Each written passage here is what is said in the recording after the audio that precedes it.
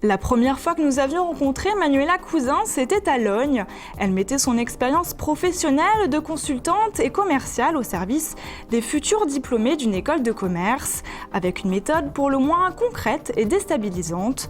Désormais, elle travaille auprès des 18-25 ans de la mission locale de Montereau, là où les taux de chômage et de précarité sont les plus élevés du département. Nous l'avons suivie pendant cette année.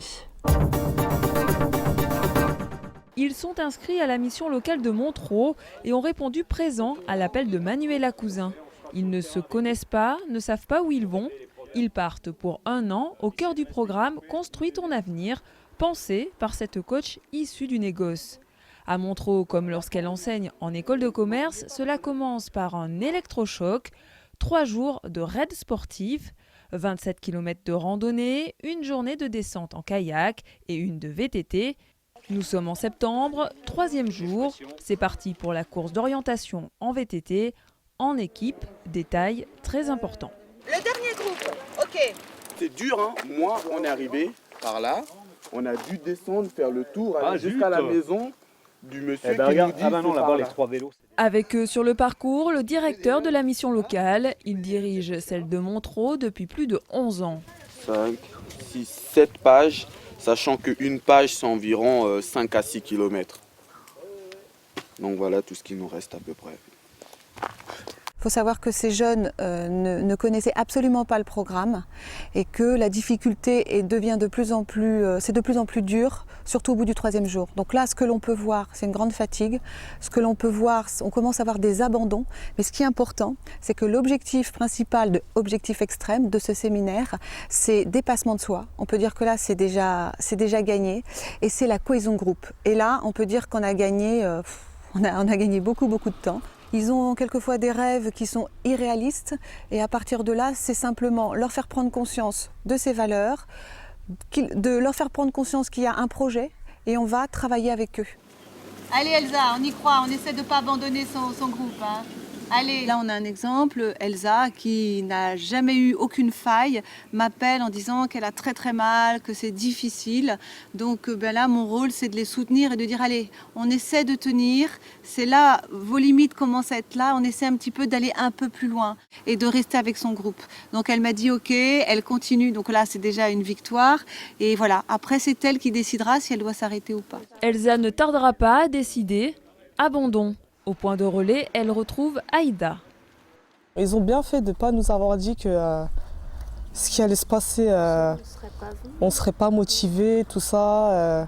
Mais pour moi, je pense qu'ils ont bien fait de ne pas nous l'avoir dit. Après un BTS d'assistante de gestion, Elsa aimerait travailler dans la mode. Aïda devenir secrétaire médicale. Pendant que les uns triment, Manuela observe et prend des notes.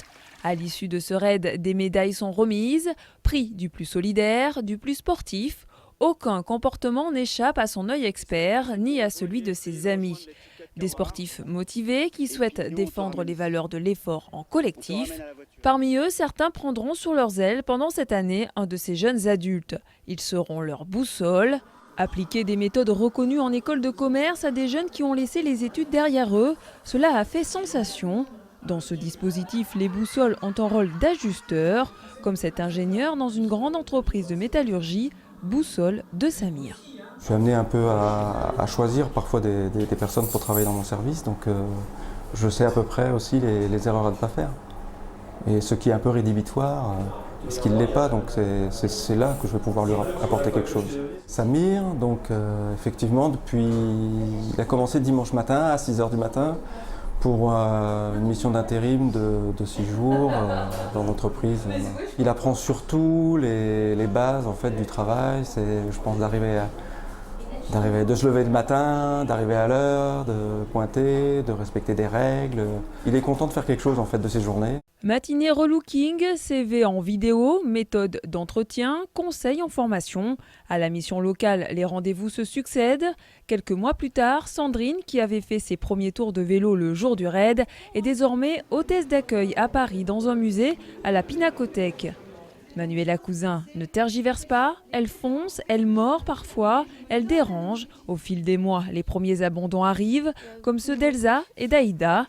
Dimitri, lui, a tenu bon. Dans un premier temps, Manuela, la coach, l'a laissé choisir une mauvaise voie pour qu'il se rende compte par lui-même de son erreur. Moi, je pensais faire travailler dans la vente, donc vente de matériel informatique, parce que j'aimais bien donc, le conseil.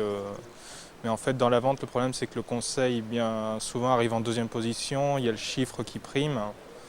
Donc, ça m'a permis de trouver un centre de formation, donc le COS de Nanteau. Et donc là-bas, on a réfléchi avec des formateurs donc, pour redéfinir un projet professionnel. Et donc, ce serait un poste d'animateur multimédia. Dimitri devrait débuter sa formation en septembre. Devant le départ de certains participants, de nouveaux projets collectifs sont apparus. Séances de photos dans Paris, spectacles dans une maison de retraite et puis l'organisation du raid pour les prochaines recrues.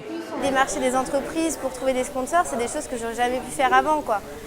Ça m'a fait vraiment grandir ce projet, ouais. Mais le bilan se fera plus tôt que prévu. Nous sommes en avril, le premier Construis ton avenir se termine. Une deuxième session s'ouvre, plus courte. Ce qui nous intéressait, c'est de le faire avec des jeunes qui n'ont pas de projet professionnel, qui n'ont pas fatalement de repères pour se lever, se coucher le soir. Et il nous fallait mettre en place quelque chose aussi qui soit supportable dans la durée.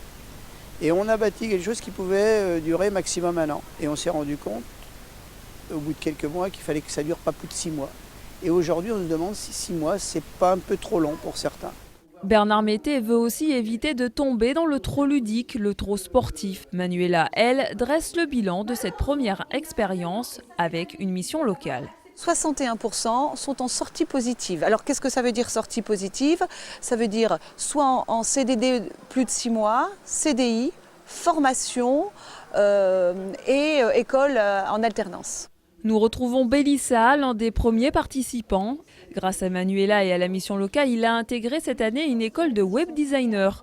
Il souhaite monter sa propre société de production audiovisuelle et se consacre à son tour au coaching des petits nouveaux. Les jeunes, des fois, ils sont tellement cons, mais ils sont tellement intelligents aussi parce qu'on croit qu'ils sont cons des fois, mais c'est parce qu'ils veulent qu'on croie. Ils veulent faire croire ça. Et moi, justement, si je suis venu là, c'est parce que pour certains, je les connais. Je sais que dehors, ils sortent des choses très pertinentes. Si Manuela continue d'enseigner en école de commerce, Construis ton avenir version 2 à Montereau est déjà lancée avec 10 volontaires pendant 4 mois. Et on ne change pas une méthode qui fait ses preuves. À la suite de leur première aide, seuls 2 participants ont reçu une récompense. Les autres ont eu un blâme pour des comportements peu fair-play. Électrochoc ou pas, l'avenir le dira.